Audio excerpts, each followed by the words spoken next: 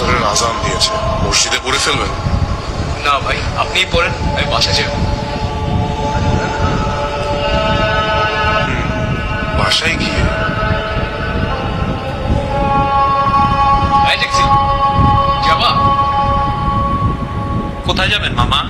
এই তো পান্থপথ। হ্যাঁ যাবো, মিটার থেকে 20 টাকা বাড়াই দিন। হ্যাঁ হ্যাঁ, চলো চলো।